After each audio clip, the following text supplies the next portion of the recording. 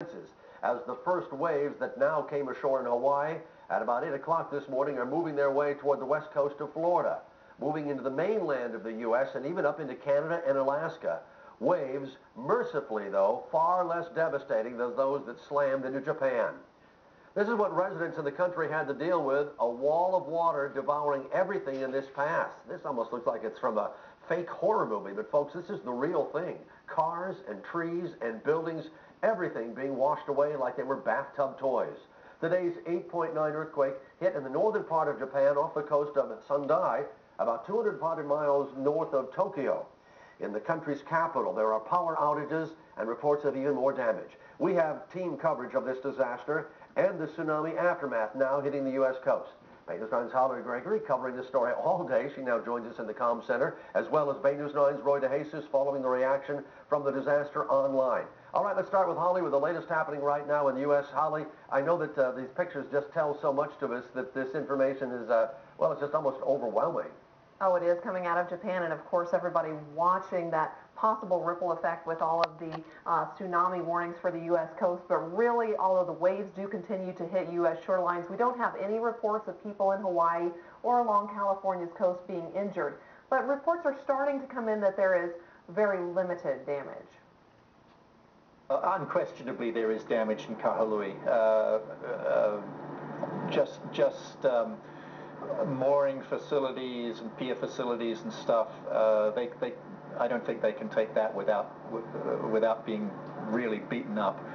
I think most boats got out. I sure hope so.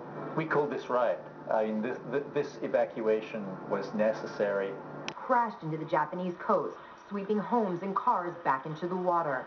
Fishing boats slammed ashore.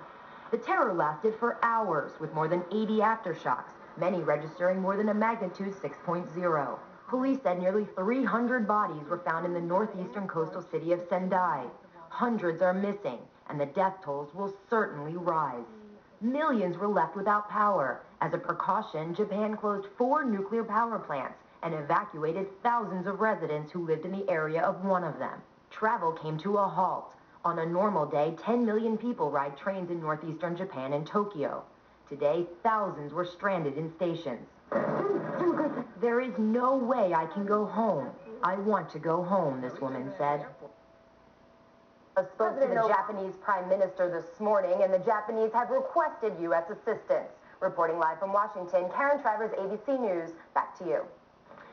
Personal accounts of it quickly, right away. Well, we were in the dressing room, and Laura, our hairdresser, has a friend on vacation in Hawaii, and they're just back and forth, back and forth. She was getting messages from her the whole time. They had moved them out of their hotel rooms on lower floors to higher floors.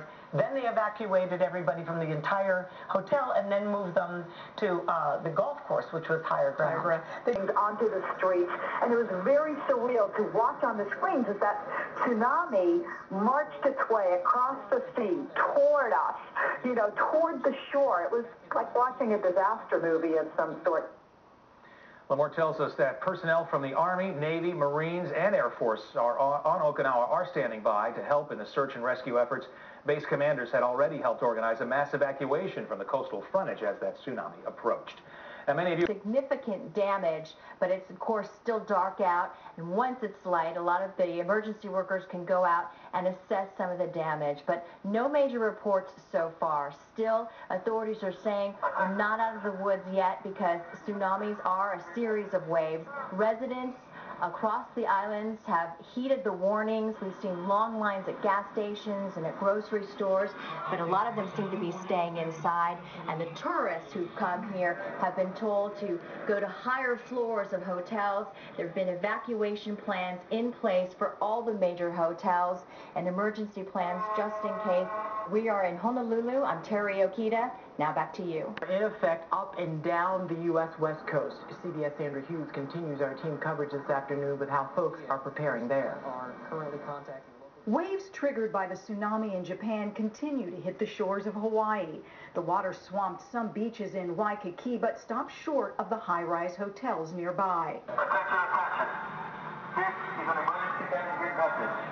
It's 911 without Police in Hawaii evacuated people from the beaches and low-lying areas, but so far the waves have been smaller than first predicted. And from what we're hearing, initial indications, Hawaii was expecting a bigger wave than they got. Near San Francisco, strong waves are hitting the coast and growing in size. People there are headed for higher ground after authorities sent out an evacuation advisory. Residents packed up their cars and parked on the side of this highway a few miles from the coast to wait out the waves. The earthquake in Japan has triggered tsunami warnings from Alaska all the way down to South America. In many beach communities and low-lying areas, people have been urged to evacuate. The tsunami wave height here in Santa Monica, California could hit 3 feet, and the ocean surge could last as long as 10 hours.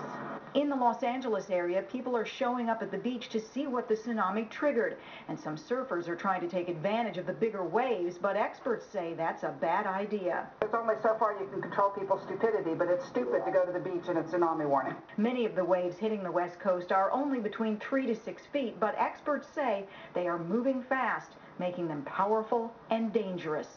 In Santa Monica, Sandra Hughes, 10 News.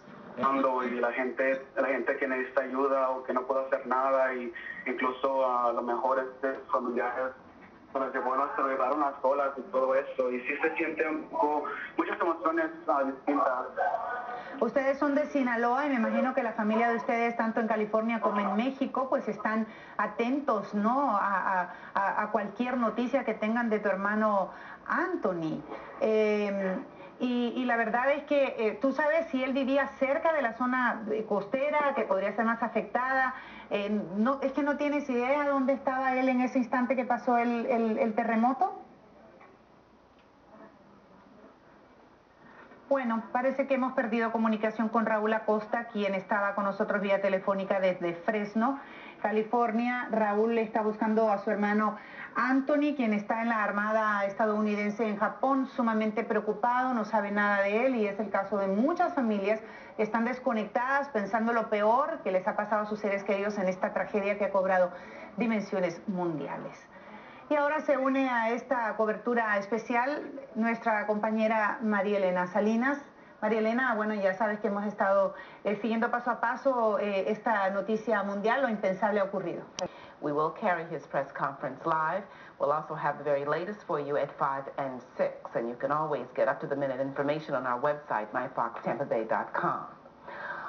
Just as a matter of safety precautions. Also, USS Dubuque, which was anchored at the Seal Beach Naval Weapons Station just a little bit south of here, was put out to sea earlier today as a precaution because it carries weapons, and it was in the process of loading weapons here at Seal Beach. One elementary school we're aware of in Newport Beach, also a little south of here, was closed as a precaution today, but so far no evidence that the tsunami is causing any kind of damage here in Southern California. Mike? You know, Casey, as you're speaking, we're looking at video of two people walking their dog. They're on the surf.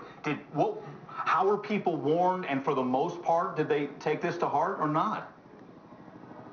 I know in some places in Northern California, people have been spotted in the water and spotted walking their dogs on the beach. Here we've seen a couple of joggers throughout the morning, but most people are complying with the orders. At midnight last night, once word of this earthquake in Japan and the tsunami warning got out, local officials here began meeting to decide how they would prepare for this. And by about 2 o'clock this morning, local time, they decided to close the beaches here and close Seal Beach Pier. And since then, people have been very respectful of those warnings. That's great. Right? Okay. Casey, thanks for the update. We'll check back with you in a little bit, see how things end up. People are heeding those warnings because, as you all know from living in California, we are in earthquake country. The San Andreas Fault, only 20 or so miles off to my west. Every minute, every second of every day, there's a potential for an earthquake as strong as they had in Japan to happen right here. A major reminder for everyone to be prepared and to be safe tonight. All right, Jeff, I know you're keeping close tabs on the situation there along the California coastline. Thank you so much for joining us today. The Japanese government has now asked for assistance, and the U.S. military is preparing to launch a massive humanitarian response. And here's some of the incredible video that we're now getting just coming into us from Japan. And look at the water they're dealing with. I mean, it just makes what we're seeing in California look like child's play. This is so incredibly tragic. NBC News Chief Pentagon Correspondent Jim Miklaszewski joins us live. In just a few hours, hours after this earthquake happened, they're already estimating the death toll could exceed 1,000 there in Japan. What's going to be the military response, the United States governmental response to help Japan? Contessa, first I think it's important to report that for those Americans who have friends, family that are service members in Japan, most U.S. military bases in Japan are located in the far south, far enough away from the epicenter and the tsunami itself, so there were no U.S. fatalities, nobody seriously injured, and only minor damage at a couple of the bases. So the U.S. military dodged that bullet, but shortly afterward, even well before the Japanese made any kind of formal request for humanitarian assistance, the U.S. Navy sprung into action and started to prepare for the kind of humanitarian relief that will be needed in northern Japan. There are at least 6 of those amphibious ready groups, including the helicopter carriers, some with as many as 2,000 Marines on board, who were positioning themselves to be in the place where they could provide the most relief. The Blue Ridge, the USS Blue Ridge, one of those amphibs in port in Singapore, was already loading humanitarian relief in anticipation of departing tomorrow morning for Japan. And at the southern naval base at Sasebo, another U.S.